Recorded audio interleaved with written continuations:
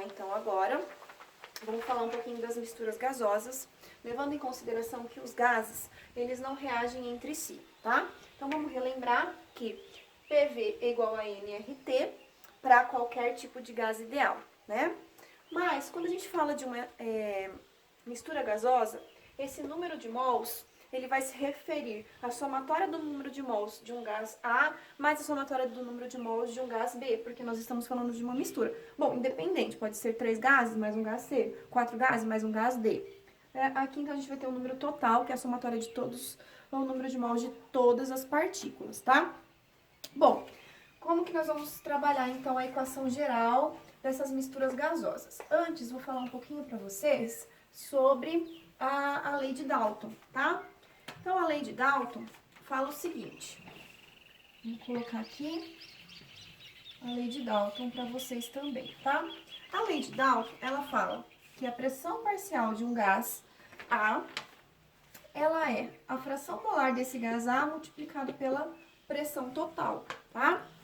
Mas o que vem ser a fração molar? Vocês já trabalharam ano passado. A fração molar é o número de mols desse gás A dividido pelo número de mols total da mistura gasosa. E a minha pressão parcial de B vai ser a fração molar de B multiplicado pela sua pressão total, tá? Mesma coisa, a fração molar de B vai ser o número de mols de B dividido pelo número total de mols.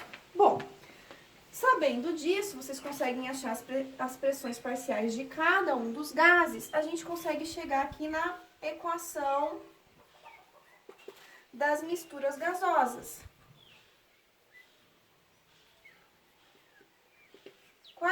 Qual é essa equação, então?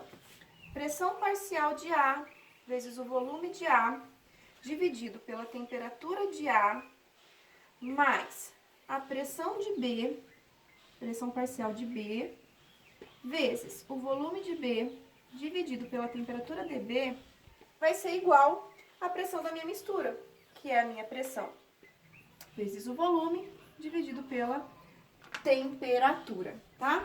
Então, essa é a equação geral das misturas gasosas. Preciso ter isto tudo em mente para eu poder resolver os exercícios de misturas gasosas, ok? Então, essa equação aqui, normalmente, eles não te dão as pressões parciais. Vocês têm que fazer o passo a passo, calcular a pressão de cada gás. O número de mols frequentemente vem, mas as pressões não. Vocês precisam calcular normalmente, tá? Bom, a última parte da aula de hoje, então, eu vou falar um pouquinho da densidade dos gases. Vou colocar de novo essa fórmula aqui, PV-nRT, porque ela é a base para tudo, tá? Bom, eu sei que meu PV-RNT, eu posso substituir o N pela massa dividido pela sua massa molecular, e eu vou multiplicar isso por RT, tá? Quando eu faço todas as minhas conversões, eu chego que minha pressão vezes a massa molecular, se eu dividir pelo RT, eu chego numa partezinha que é a massa dividido pelo volume. O que vocês já sabem que é massa dividido pelo volume? Massa dividido pelo volume é densidade, né? Então, a equação da densidade gasosa é o quê? D é igual pressão vezes massa molecular. Essa massa molecular é a nossa massa calculada, que a gente já sabe calcular, pela constante dos gases dividido pela sua temperatura em Kelvin, tá? Bom, mas vamos calcular aqui a densidade do ar atmosférico, só pra gente fazer um exemplo, tá? Densidade do ar. Vou colocar aqui, ó. Do ar. O meu ar, ele tem cerca de 78% de gás nitrogênio, 21% de gás oxigênio e 40% de outros gases, ok? Então, como que a gente vai calcular essa massa do ar? Multiplico, como a gente já trabalhou lá atrás, tá? Massa molecular vezes a porcentagem, mais a massa molecular do outro gás vezes a sua porcentagem, dividido por 100. Então, eu falei para vocês que o nitrogênio, ele tem uma massa de 28, porque 2 vezes 14, 28, e ele tem uma porcentagem de aproximadamente 78% na natureza, né? Mas o oxigênio, que tem massa 32, 16 vezes 2 é 32, vezes a sua porcentagem, que é mais ou menos 21%, multiplicado por 40, vezes 1%. Vou dividir todo mundo por 100%. Então, a massa do ar, se vocês fizerem todo esse cálculo, vocês vão chegar que ela corresponde a 28,96 gramas, tá? Isso aqui, só tô fazendo, mas ela já é determinada, é dado isso aqui pra vocês, tá bom?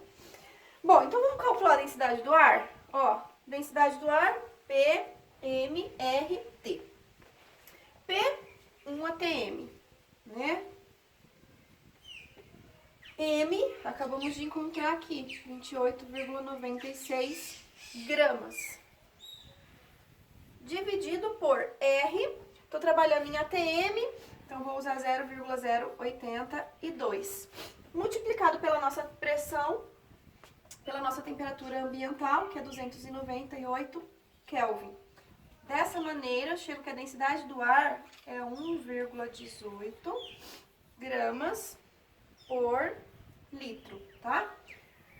Então, essa densidade do ar atmosférico, ela explica bem certinho pra gente por que um balão de gás hélio sobe e um balão contendo dióxido de carbono desce. Por quê? A densidade do hélio é menor do que a densidade do ar atmosférico. Já a densidade do gás carbônico, ela é maior do que a densidade do ar atmosférico, tá bom?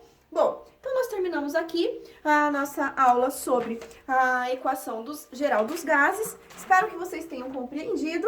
Agora vocês vão fazer para mim os exercícios de aplicação e vão me enviar no WhatsApp para a conferência. Combinado? Até a próxima aula, tá bom? Tem gente aqui espiando a aula, gente. Felipinho veio dar um oi aqui pra vocês, todo sujinho. Deixa eu mostrar, ó. Ó, ó lá. Dá tchau, Felipe.